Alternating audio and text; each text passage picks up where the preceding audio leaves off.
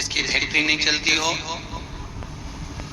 Property की आप खरीदारी बेचादारी करते हो, प्रॉपर्टी से जुड़ा हुआ काम करते हो, या लोहे से जुड़ा हुआ करते हो, या फैक्ट्री आदि आदि का कर्म करते हो, कोई मैन्युफैक्चरिंग करते हो, वो नहीं चल रहा, तो हनुमान जी के उल्टे पांव का सिंदूर लीजिए और हनुमान जी के दूसरे नंबर के भाई गतिमान का नाम लीजिए। किसका नाम लेना है? गतिमान। गतिमान का नाम लेकर फैक्ट्री के बाहर या फैक्ट्री पर एक स्वस्तिक का निर्माण कर दीजिए, हनुमान जी के उल्टे पांव के सिंदूर और गतिमान का नाम लेकर। कभी आपकी फैक्ट्री कोई काम नहीं निकालेगी, उन्नति की ओर ही लेकर जाएगी, कभी घाटे की ओर नहीं जाएगी। गतिमान,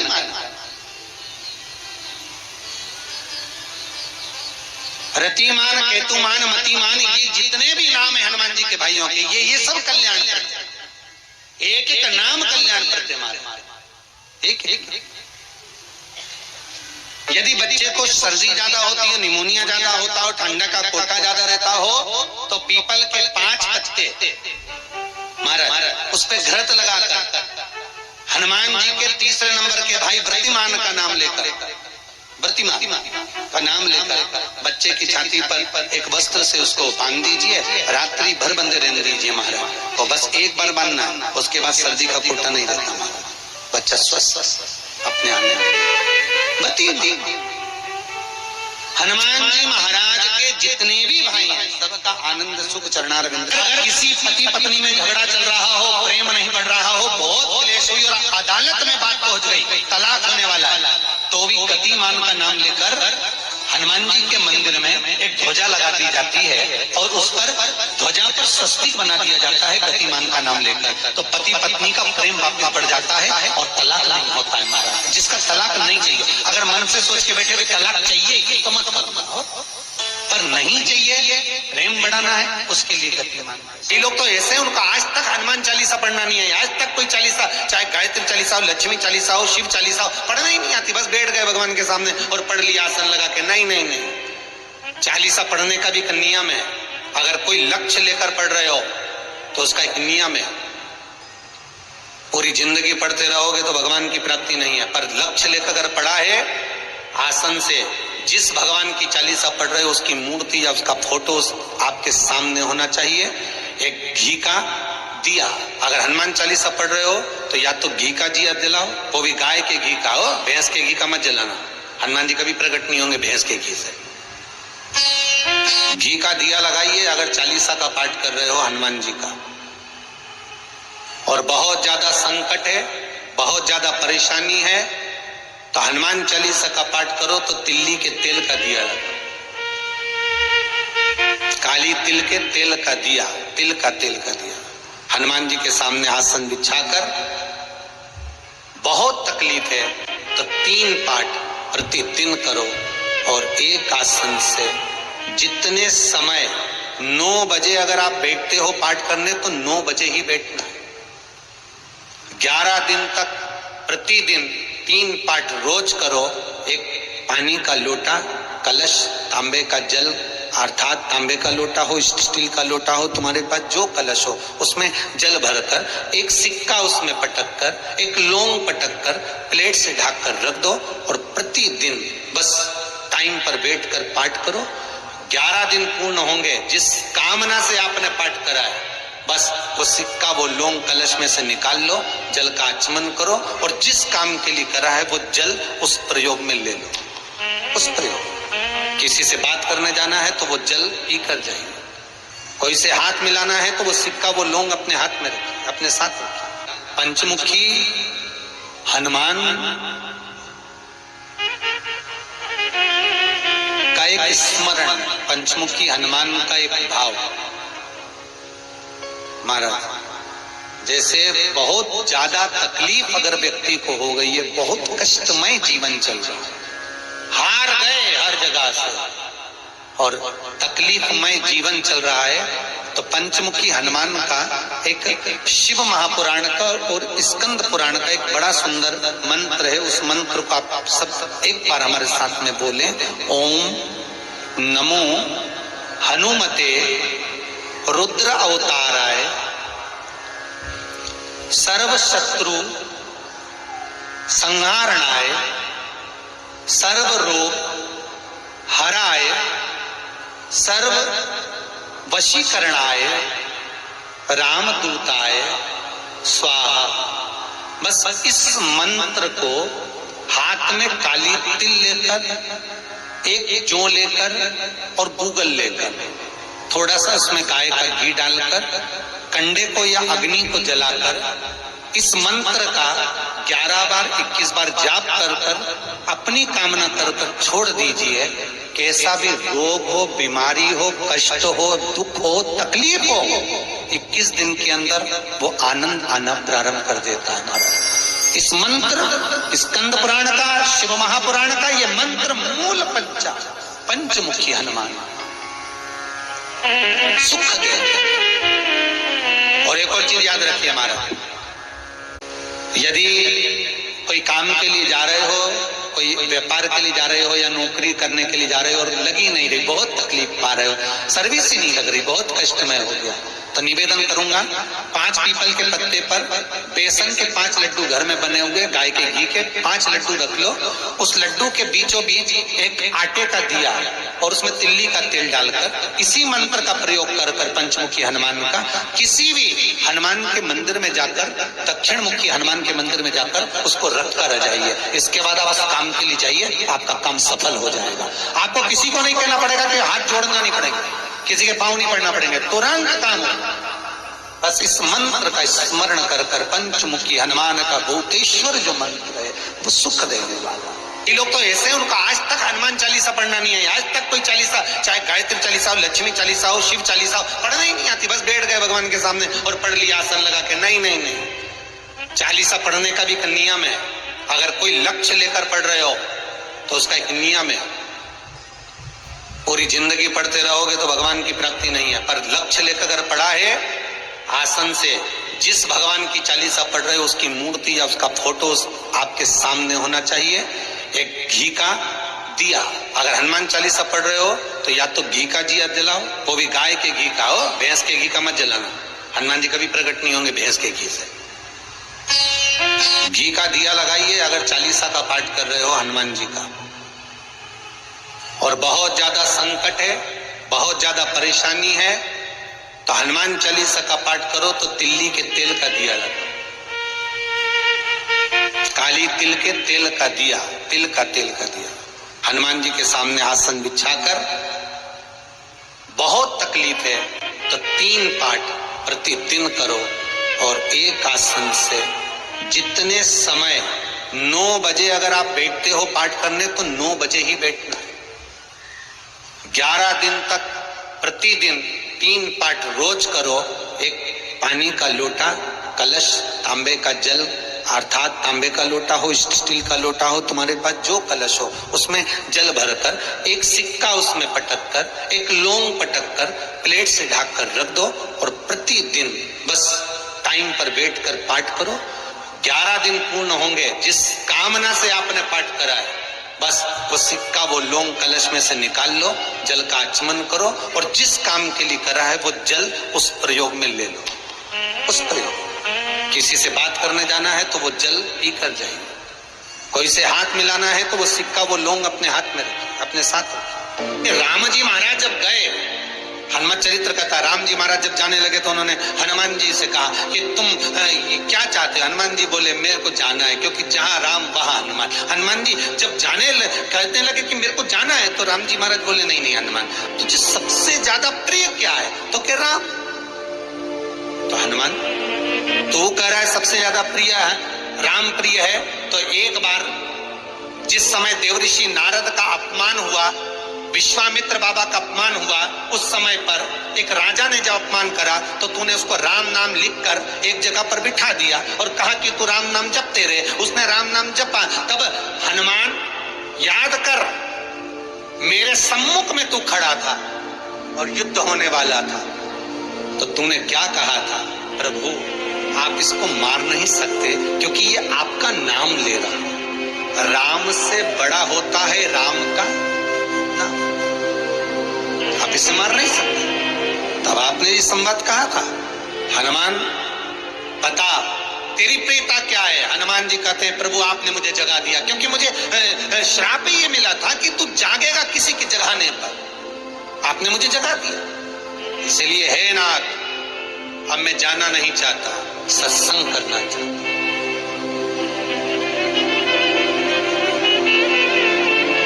श्री राम जी का चरित्र, अब मैं सत्संग करूंगा, भजन करूंगा, नाम जाप करूंगा। पर राम जी जानते हैं हनुमान से कहा, हनुमान मेरा जाने का समय आ गया, मुझे तो जाना पड़ेगा ना। सीता पृथ्वी में चली गई, मुझे भी जाना है। मैं सरयू के जल में अपने प्राणों को त्यागूंगा, मानव का शरीर है, इसको त्यागना तो पड़ेगा ना हनुमान। हनुमान जी बोले तो त्याग दो, त्यागने में क्या दिक्कत है, त्यागो आप।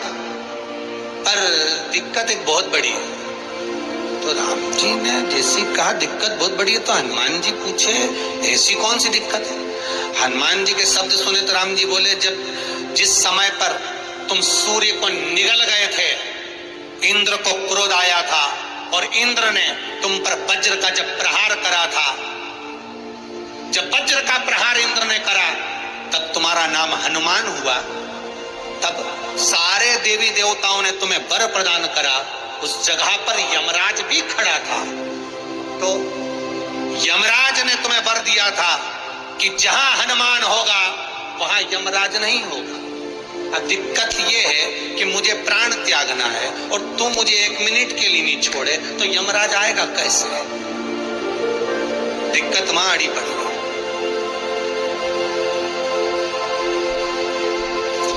हनुमान जी मुस्कुरा के बोले राम जी महाराज से, प्रभु मैं आपके बिना रह नहीं सकता। तो राम जी बोले, मैं भी जानता हूं कि तू मेरे बिना नहीं रह सकता, पर एक काम तो कर सकता है ना। क्या? मैं अगर कोई काम बताऊंगा तो तू करेगा कि नहीं करेगा? हनुमान जी बोले, आपका काम और मैं ना करूं, ऐसा कभी हुआ है?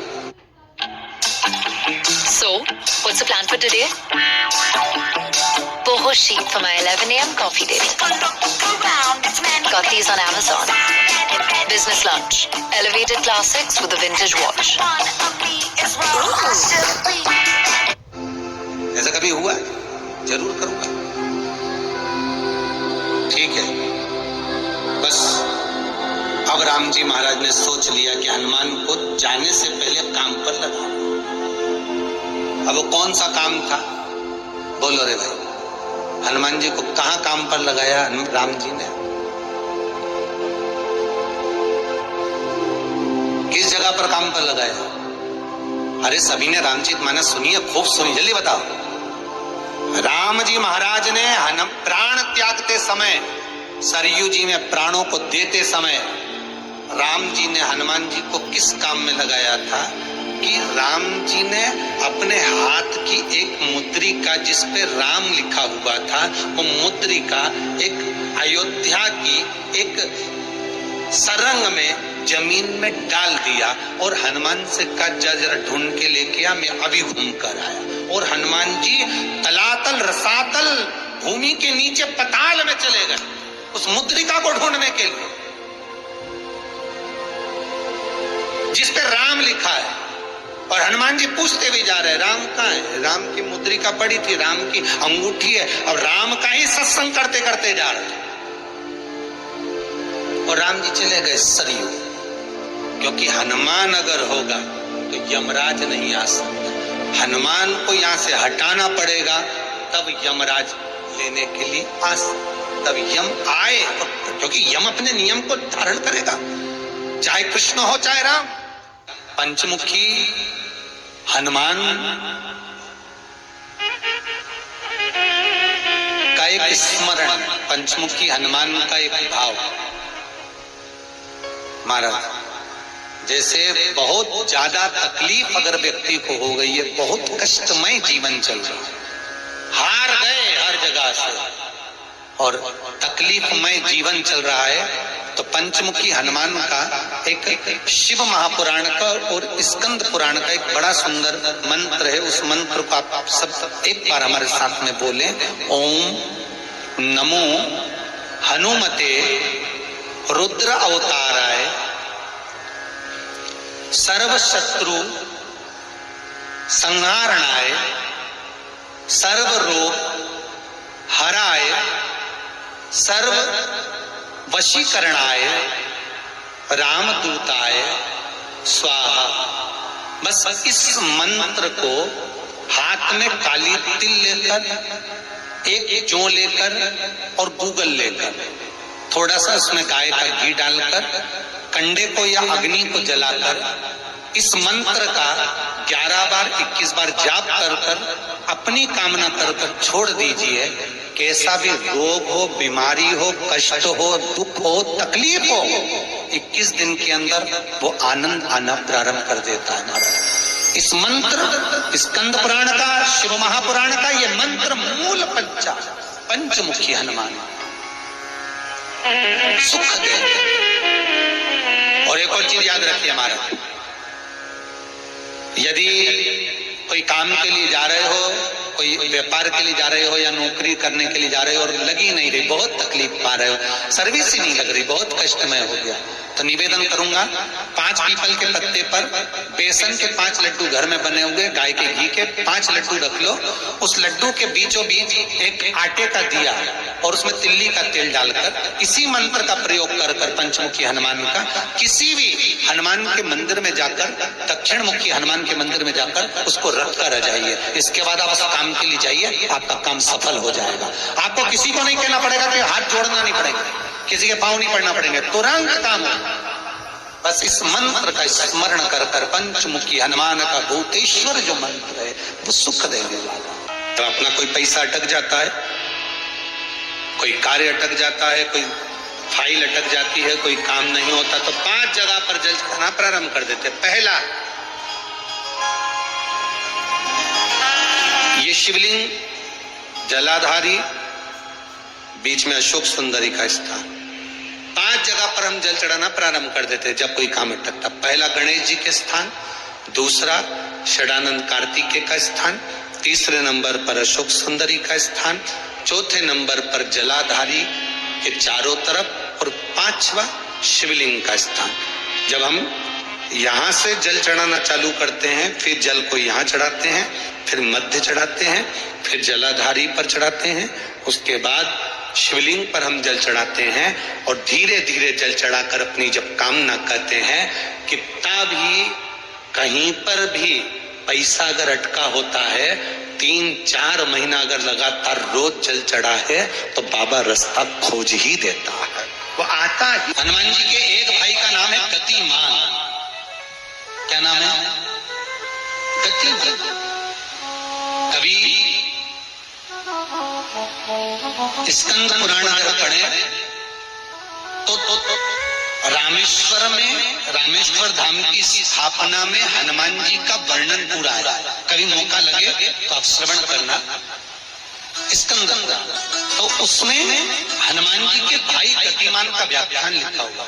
अगर कोई व्यापार, व्यवसाय या कोई गाड़ी या कोई फैक्ट्री, जो लोहे का काम करने वाले हैं, जिनकी फैक्ट्रियां चल रही हो, वाहन का कोई गाड़ी लाके एक्सीडेंट हो जाता है, कोई पकड़ लेता है, कोई चक्कर आ जाता है, कुछ ना कुछ प्रॉब्लम, अगर लोहे से जुड़ी हुई फैक्ट्री हो, व्यापार हो, व्यवसाय हो, गाड़ी हो, घोड़ा हो, उसमें तकलीफ आ रही हो, कि उल्टे पांव का सिंदूर लाकर गाड़ी पर या फैक्ट्री पर स्वस्तिक बना दिया जाए और गतिमान का नाम लेकर बनाया जाए, तो उस फैक्ट्री में कभी तकलीफ नहीं आ सकती, उसमें उन्नति ही बढ़ेगी। हनुमान जी के भाई गतिमान का स्मरण कर, गतिमान, यहां तक गतिमान का स्मरण किया गया है। अगर किसी पति पत्नी में झगड़ा चल रहा हो, शंकर का एक अवतार श्री हनुमान जी महाराज। हनुमान जी महाराज को 3 तरह की माला समर्पित होती है। एक आंकड़े के पत्ते की, दूसरी बेलपत्र के पत्ते की, तीसरी पीपल के पत्ते की। ये 3 तरह की माला जब शंकर हनुमान जी महाराज को समर्पित होती है, आंकड़े की माला महाराज, आंकड़े के पत्ते की जो माला होती है, ये माला कार्य की सिद्धि के लिए होती है। इसमें एक एक आंकड़े के पत्ते पर सीताराम लिखा जाता है। मात्र एक पत्ता ऐसा होता है जिस पत्ते पर सीताराम नहीं लिखा जाता। 108 पत्ते में से एक पत्ता, बस उस पत्ते को हथेली में रखकर उल्टा हाथ आपको रखना है और अपनी कामना कर कर उस पत्ते को बांध देना है। ये जरूरी नहीं है कि 25 के बाद बांधो, 50 के बाद बांधो या 100 के बाद बांधो, आपकी मर्जी पड़े। उस खाली पत्ते को कहीं पर भी बांध दीजिए और उस माला को अपनी कामना कर कर श्री हनुमान जी महाराज को समर्पित कर दीजिए। माला जब हनुमान जी को चढ़ जाए तब एक घी का और एक तेल का दिया हनुमान जी के सम्मुख में लंबी बाती का लगा देना महाराज, एक घी का एक तेल, और अपनी कामना कर कर आप आ जाइए। आपकी वो कामना 2.5 महीना या 3 महीना, इससे ज्यादा नहीं जाएगा, वो कामना बाबा पूरी करेगा, क्योंकि शिव और हनुमान ये सब एक ही स्वरूप है। अगर व्यक्ति के जीवन में बहुत भारी रोग हो गया है, बहुत ज्यादा कष्ट हो गया है, कैंसर जैसी बीमारी भी अगर उसको घेर ली है और किडनी लीवर सब बेकार हो गया, तो निवेदन है पीपल के पत्ते की माला बनवाओ 108 पत्ते की, और हनुमान चालीसा का हर पत्ते पर स्मरण करिए महाराज। आप हनुमान चालीसा पढ़ते जाओ, माला में गांठ लगाते जाइए, और वो माला जो व्यक्ति कैंसर से पीड़ित है हाथ का स्पर्श कराइए और शंकर को चढ़ाइए। केवल अष्टमी तिथि के दिन ये माला समर्पित होना चाहिए, शुक्ल पक्ष की अष्टमी के दिन। आप 2 या 3 अष्टमी को कर कर देखिए, अपने आप दवाई लगना प्रारंभ होगी, कैंसर जैसा रोग भी धीरे धीरे समाप्ति